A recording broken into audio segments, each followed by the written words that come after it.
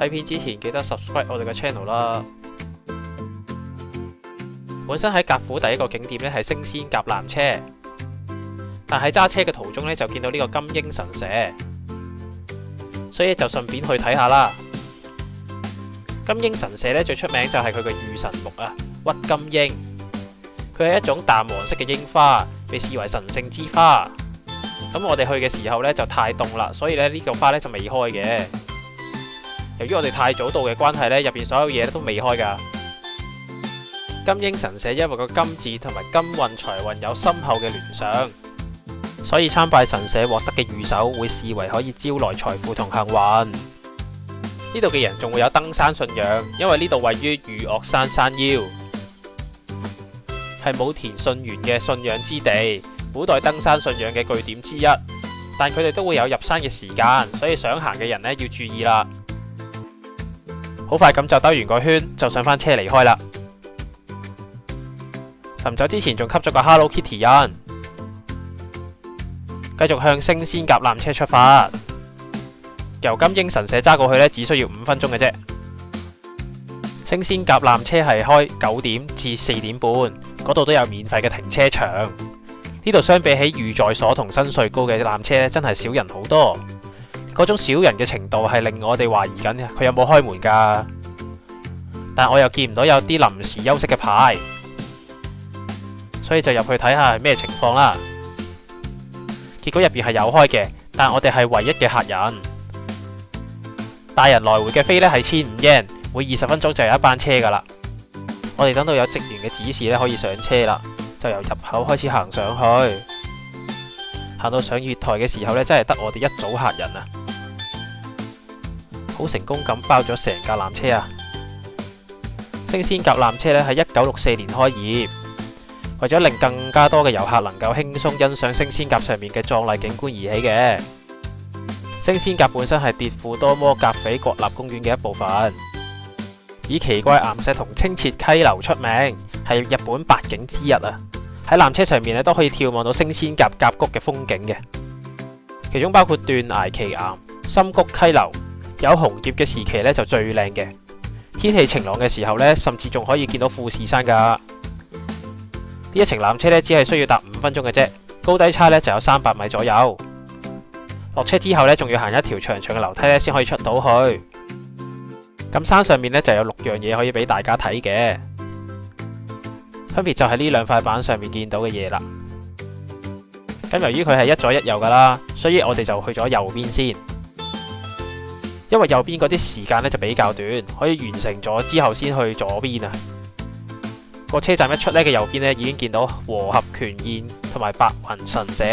呢個係一個好細但係莊嚴嘅神社，呢度可以祈求辟邪除災同埋姻緣和合，好受情侶歡迎。呢度就冇人常住嘅，亦都冇售賣御守同埋御朱印。跟住就沿住呢個方向去睇嗰3個景點啦。好快呢，就去到呢個富士山搖擺嘅地方。喺冇乜雲嘅情況下，呢個位呢其實係會見到富士山嘅。但我哋嗰日呢就唔係太清楚啦，淨係好隱約咁見到座山。喺後面仲會見到約束之丘嘅入口，隔籬仲有合甲岩嘅入口啊。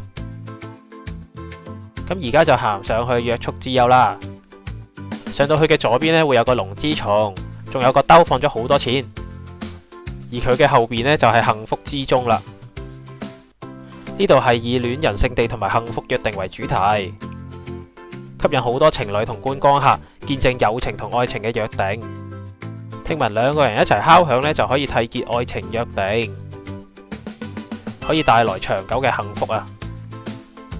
咁我都唔執輸啊，敲翻2下先啦。睇完約束之丘呢，諗住去埋合甲岩嘅。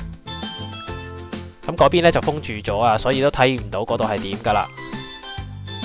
行翻落去呢，就繼續去埋呢一邊最後嘅景點鶯谷。呢度係代表純正、安寧同埋自然知識嘅地方。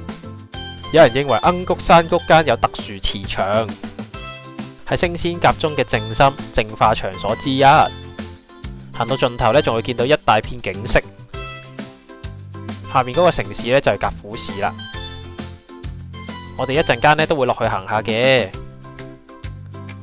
睇完右邊嘅景點之後呢，就沿路返返去車站先，再經過車站去左邊嘅3個景點。咁呢一邊呢，都有個富士山搖擺嘅，仲有個影相架喺度添，方便大家用嚟自拍啊。個角度都幾好噶，我覺得日本最好嘅呢，就係有呢啲樣嘢啊，唔使揾人都可以影到靚相。喺呢個富士山搖擺後邊呢，就係鈴頭廣場。個玩法呢，就係將小鈴鐺投進呢個神籠入邊，如果成功投入就可以達成夢想，招來好運同埋幸福噶啦。呢度只係需要100 yen 就買到一個。咁我哋就冇玩呢樣嘢啦，繼續向展望台出發。個牌呢都寫住行5分鐘就會到噶啦。咁沿途都會有啲幾靚嘅山景睇下噶。一開始都仲有啲樓梯都算易行，之後呢就得返啲山路。呢個展望台係纜車站側邊嘅高地觀景點，亦都係全個升仙甲區域最具代表性嘅高空視野景點。唔單止可以俯瞰升仙甲山谷，好天嘅時候仲可以望到富士山同埋南馬爾卑斯山脈。但我哋就見唔到富士山啦，又中伏啊！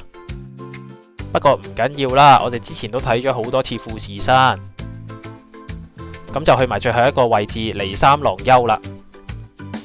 要行到15分鐘先到嘅，而且啲路呢就更加崎嶇，所以行動不便嘅人呢就唔好再行落去啦。沿途都會有好多指示牌寫住順路同埋登山口，所以唔會擔心蕩失路嘅。